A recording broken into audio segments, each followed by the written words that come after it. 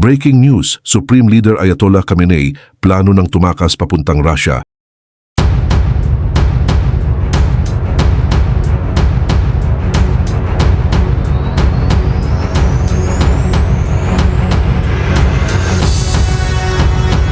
Sa mas tumitinding gulo sa Iran ay tuluyan na ngang binasag ang mga debate na mas mainit pa sa kape kung ano ang plano ng kasalukuyang rehimen ng Iran sa nangyayari sa loob mismo ng bansa. Isang nakagugulat na balita ang sumambulat matapos lumabas sa isang artikulo na plano na umanong layasan ni Iranian Supreme Leader Ali Khamenei ang sarili nitong bansa at magtungo sa Russia dahil sa hindi na mapigilang kaguluhan dulot ng mga protesta. Kaya naman marami ang nagtatanong kung ano na ang sasapitin ng bansang Iran kung tuluyan ng lilisanin ni Khamenei ang bansa. Pero bago ko simulan ay hihingi lang sana ako ng isang like at subscribe, malaking tulong na ito sa aming mga content creator. Salamat po. Sabi ng isang Iranian news agency, ilang tao ang namatay habang tumitindi ang sagupaan sa pagitan ng mga nagpoprotesta at mga security forces sa kanluran ng bansa. Milyon-milyong tao ang nagkaisa laban sa mismanagement ng Tehran regime. Ang mga tao sa iba't ibang lungsod sa buong bansa ay patuloy na nagsasabi ng iisang bagay: dapat nang umalis si Khamenei. Habang pumapasok ang Iran sa pinakamadilim at pinaka-uncertain na panahon sa kasaysayan nito, ang mga kalye ay hindi na umaalingaw-ngaw ng hiling para sa reforma, kundi ng isang existential threat sa mismong existence ng regime. Mula sa kabisera ng Tehran hanggang sa banal na lungsod ng Mashhad at pagkatapos ay sa mga daang bundok ng bansa. Ang apoy na ito ay winasak ang armor ng Mueller regime ng invulnerability sa harap ng milyon-milyon. Hindi na ito isang wave ng protesta na pwedeng supresahin. Ang nangyayari sa Iran ay matagal nang naging irreversible na proseso ng pagbagsak.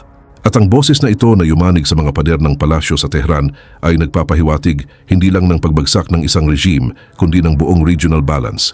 Ang pagkabulok sa puso ng regime ay nagbigay ng una at pinakamalinaw na senyales sa nagbabagong tono ng Supreme Leader ng Iran na si Khamenei. Si Khamenei na sa loob ng maraming taon ay naniniwalang nagmomobilize siya ng mga masa gamit ang anti-US slogans ay lumitaw sa harap ng kamera ilang araw matapos magsimula ang mga kaganapan. Sa isang video na allegedly inilabas noong January 3, ipinakita niya ang larawan hindi ng isang makapangyarihang spiritual leader kundi ng isang taong na corner at panic, nawalan ng kontrol. Sa halip na harapin ang kanyang sariling tao at manawagan ng kapayapaan, ginamit ng Iranian leader ang huling baraha ng regime, ang karahasan. Ang kanyang deklarasyon na ang mga nagpoprotesta ay mga enemy mercenaries ay tumunog bilang de facto order para putukan ng mga security forces. Ayon sa kanya, "We will not retreat in the face of the enemy" ay sa totoo lang umamin na ang kaaway ay hindi nasa border kundi sa mga kalye ng Tehran. Ito ay tinitingnan bilang refusal ng Tehran regime na tigilan ang pakikipaglaban sa sariling tao. Sa puntong ito, ang atmosphere ng panic sa Tehran ay nagkaroon ng international dimension.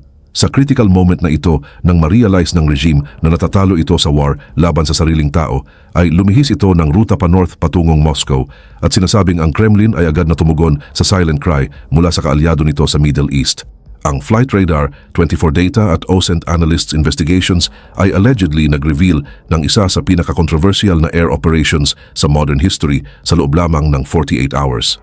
Ang Defense Security Asia media source ay nag-ulat na ang malalaking Il-76 cargo planes na pag-aari ng Russian Air Force at Belarus ay nagsimulang lumapag sa Tehran isa-isa, lumilipad sa ibabaw ng Caspian Sea na naka-off ang kanilang transponders.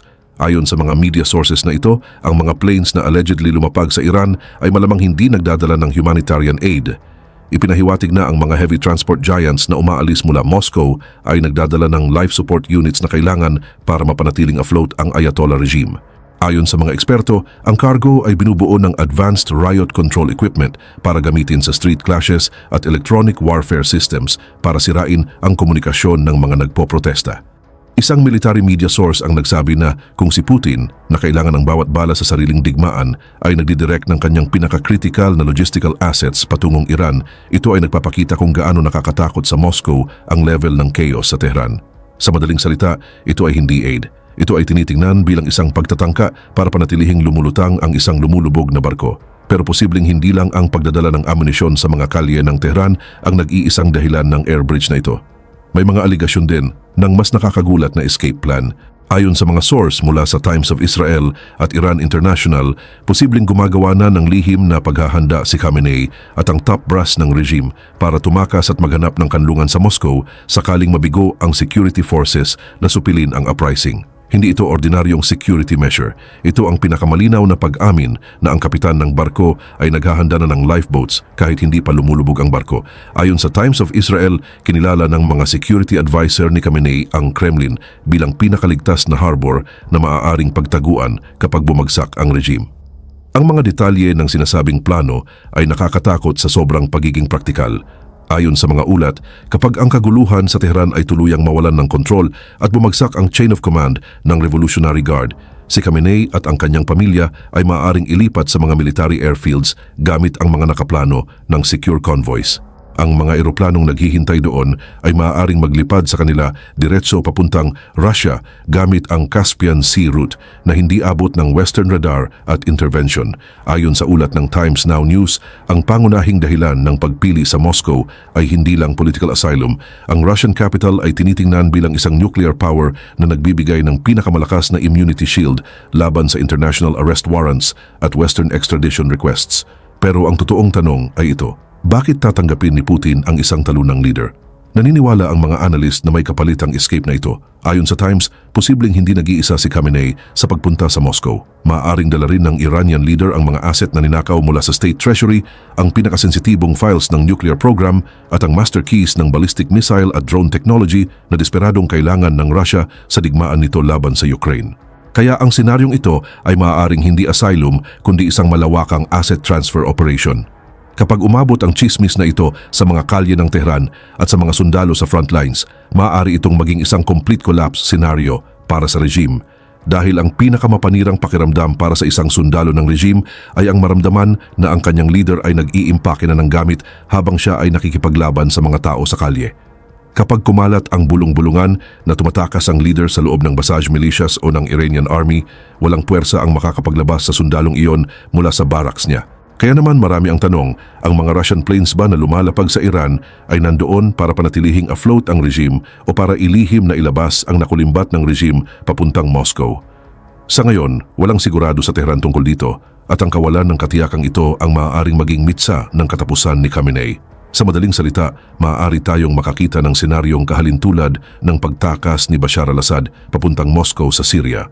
Malamang ay ayaw ni Putin na mapunta si Khamenei sa ganitong sitwasyon. Para sa Russia, ang Iran ay isang koridor patungo sa warm seas at ang huling bastion laban sa impluensya ng US. Kung isang pro-Western o neutral na regime ang maitatag sa Iran, maaaring tuluyang mapaligiran ng Russia sa timog ng Caucasus. Maaring hindi na maging isang Russian-Iranian lake ang Caspian Sea at maaring maputol ang impluensya ng Russia sa Azerbaijan at Central Asia.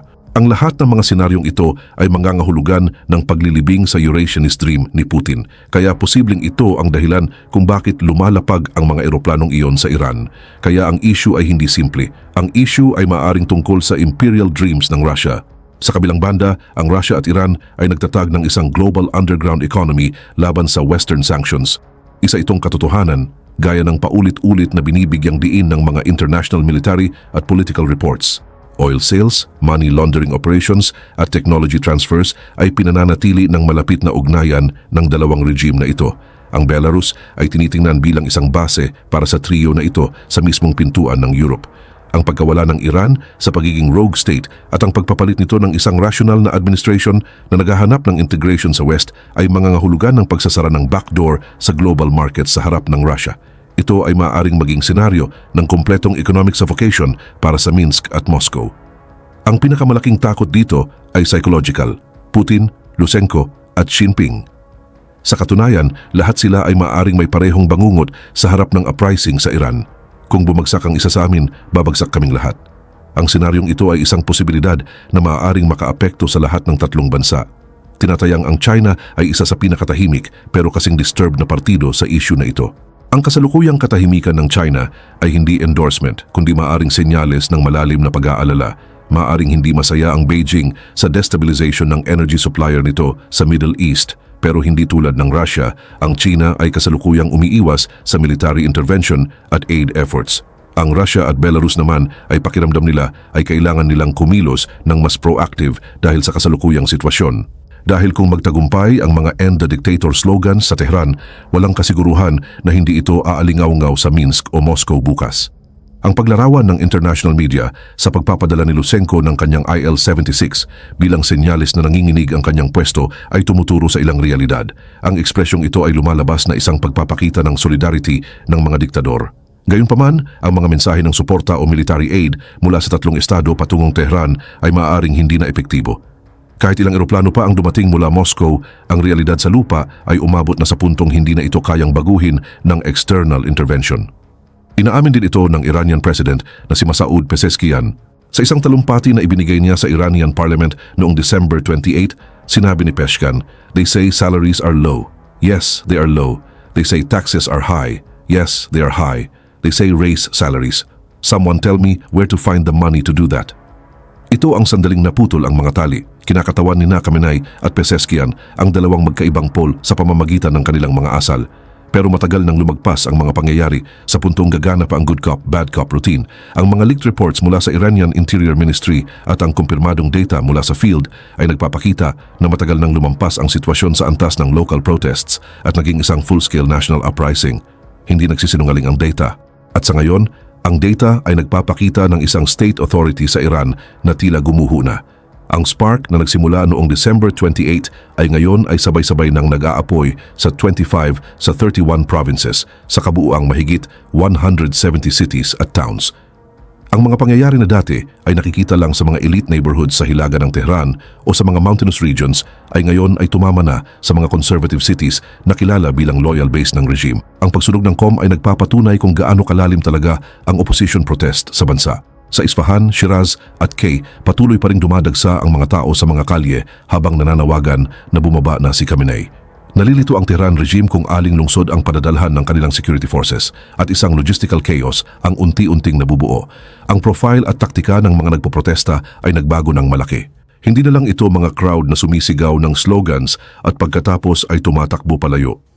May isang bayan ngayon na gustong makamit ang kalayaan na sinusubukang harangin ang mga motorcycle convoys ng Passage Militia, na sinusubukang pigilan ang mga posibleng pag-atake sa mga police station at na sinusubukang ipagpatuloy ang kanilang uprising sa loob ng mga government buildings. Ayon sa NBC News, sa kabila ng internet blackouts, may mga pahayag na ang mga mamamayang nagpapatuloy ng popular uprising sa Iran ay nag-o-organisa gamit ang Starlink terminals at VPN networks.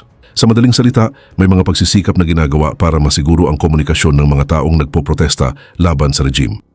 Ang mga ulat ng international media ay naglalabas ng mga analysis at aligasyon na ang Tehran regime ay sinusubukang putulin ang internet network sa ilang bahagi ng bansa. Sa kabila ng mabigat na pressure na ito, ang mga Iranian people ay tuluyan ng nalampasan ang kanilang fear threshold. Ang pagkamatay ng 16 people sa panahon ng mga protesta ay ginawang malalaking rally ang mga libing sa halip na maghiwa-hiwalay ang mga tao. Bawat bala na pinapaputok ng mga security forces na sumusuporta sa Tehran regime ay lalo pang nagpapataas ng galit ng mga Iranian people. Marahil ang data na pinakanakakatakot para kay common ng wika ng mga kalye. Ang mga taong nagtatanong ng "Where is my vote?" noong 2009 ay ngayon ay sumisigaw na "We don't want the Islamic Republic." Mas kapansin-pansin pa, ang mga slogan tulad ng "Reza Shah, may your soul rest in peace" na tumutukoy sa Pahlavi Dynasty na pinabagsak ng 1979 Revolution ay umaalingaw-ngaw na sa buong Iran. Inilalarawan ng mga media source tulad ng Visegrad 24 ang mga protestang ito bilang sandali kung kailan ang 45 years ng propaganda ng regime ay tuluyan ng nabura.